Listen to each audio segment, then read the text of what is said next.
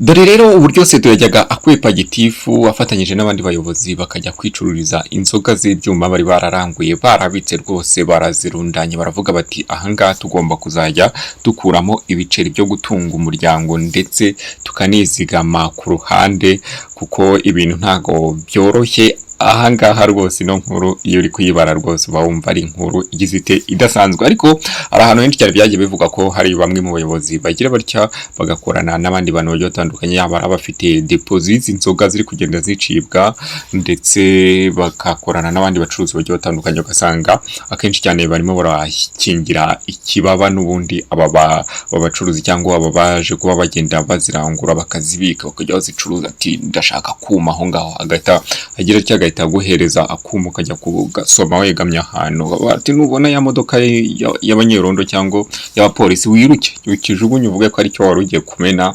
Ati tuzajya tubisobanura tuvuge tuti abaturage bacu bameze neza rwose, iyo abonye icyuma hana itajya kukimena. Aho ngaho numva ko rero navuga ko ibi bitandukanye n'aba bayobozi bo bari baraturanguye kajya bwira gitifu niba ari umugore cyangwa ari umugabo ntago mbeza. Ahangaha muri iyi nkuru ntago birimo ubwo atereka mbanze njye kureba kunywa amazi mu rugo cyangwa mbanze njye kureba utuntu mbanza kwandika mu rugo agahita agira atya. Rero nuko rero uko wenda twagira dutya tugasimbukira kuri iyi nkuru ngo nkubwire ukuntu yagenze, uburyo abayobozi baje kuba bagira batya bakisanga muri kesi yo kuba bacuruza ibyuma. Mwabantu mwe ntago ibintu byoroshye rwose pe, bagize abaturage tuzi ko aribo baza bakagira batya bakaba bakirwanaho kugira ngo baze kuba bacuruza inzoga rwihishwa, ariko ibingibi biba byagaragaye ko ibintu byamaze kuba bifata indi ntera ubwo nyine abayobozi babagize bate batangiye kubizamo gafatanya n'abaturage ari bo bakagombye kuba bagira bate aribo bakagombye kuba bareberera. Ni inkuru igira iti abayobozi batatu bo mu nzego zibanze mu karere ka Karongi batawe muri yombi bakurikiranyweho gucuruza inzoga z'inkorano zizwi nk'ibyuma nyuma y'umwanzuro wa guverinoma wo kuzica burundu ku masoko. Ibi byatangajwe n'umuyobozi w'akarere wa Karongi nyuma yo kumena litiro zisaga 2152 z'inzoga z'ibyuma zirimo konyagi, kiwingu, ingufu gin, rocky gin, africa gin ndetse n'urwagwa ruzwi nka muziburo. Kuri uyu wa gatatu tariki ya 12 Kanama umwaka wa 2026 abafashwe barimo umuyobozi w'umudugudu wo mu murenge wa Murundi, vice perezida w'inama njyanama y'akagari ka Rutabi ndetse n'umuyobozi w'akagari ka Kavumungirije ushinzwe imibereho n'iterambere uzwi nka Sedo. Twombi two mu murenge utu tugari ni twombi two mu murenge wa Twumba mu karere ka Karongi. Umuyobozi w'akarere ka Karongi Muzungu Gerard yavuze ko abaturage bagaragaza ko izi nzoga zagize ingaruka zikomeye ku mibereho yabo, zirimo gusenya imiryango, guteza ubukene n'uburwayi. Ati uyu munsi twamenye litiro zisaga 2152 ntabwo twavuga ko zarangiye kuko nubu izi tumaze kumena harimo izaje mu gitondo. Hari abaturage bumva nabi bagiye bazikura aho bacururizaga bakajya kuzihisha mu rugo. Muzungu yakomeje kuburira abaturage bafite izi nzoga ko bagomba kuzitanga ku bushake kuko abazafatwa bazicuruza cyangwa bazihishe bazabihanirwa. Ati uyu munsi dufite abayobozi barimo mudugudu Sedo na vice perezida w'inama njyanama y'akagari bari mu maboko ya polisi kuko bo ubwabo bafashwe bari kuzicuruza.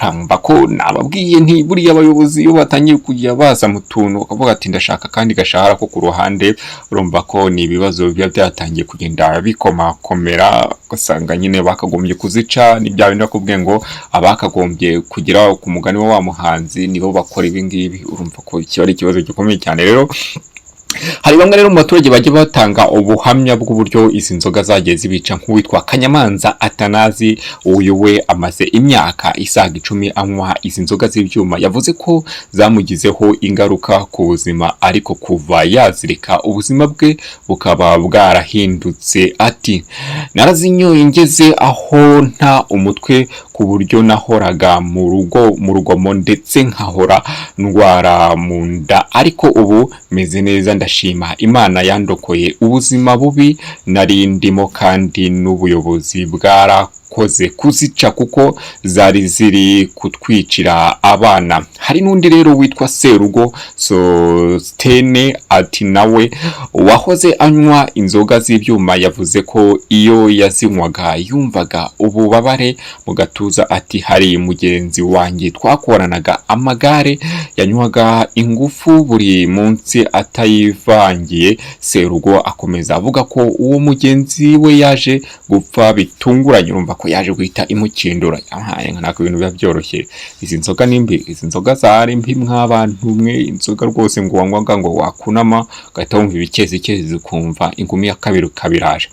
Guverinoma y'u Rwanda rero yatangaje ko inzoga zitujuje ubuziranenge zizwi cyane nk'ibyuma zimaze guteza urupfu rw'abantu bagera kuri 50 muri uyu mwaka wa 2026 gusa, mu gihe abandi barenga 100 zatumye bahuma, naho abasaga 500 bakaba baragejejwe kwa muganga kubera ingaruka zazo. Urumva ko abayobozi rero batangiye kujya bavuga bati dore barimo baraca imari, mwebwe muzane tubereke. Agahita kwambura ikarito nka zinga akagenda akazikubita mu rugo, akajya hamagara abandi bakire bakavuga bati muze tubereke ako natsimbye, tumwe ku nzoga y'umutsimbyi.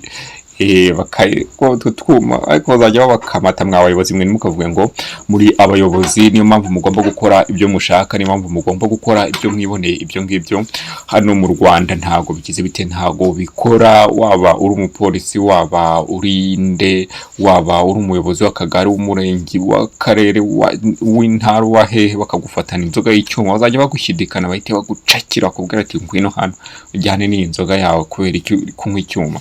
Umva ko ni ibintu rwose leta iba yarahagurukiye ndetse inabyitayeho ku rwego rwo hejuru cyane, ku buryo ibintu byo kwica muri humye ngura umuyobozi, ibyo bintu ntago bigize bite, ntago bikora. N'umuturage uzisunga umuyobozi ngo yumve ko niba ari kumwe n'umuyobozi byabaye nyine icyuma yakinyweye agomba kukinywa. Ibyo ngibyo nabo bazagucakira, bahita bagucakirana nawe bakidikane bagende bakubike. Ubanza usobanura impamvu uri kunywa icyuma kandi ubizi neza ko ubuzima bwawe urimo ugira ute, urimo urimburana. Tambukanire rero tunasoreze ahangaha rero, mukomeze kugenda mwirinda inzoga z'ibyuma kuko zirica mw'abantu mwe nimbi cyane.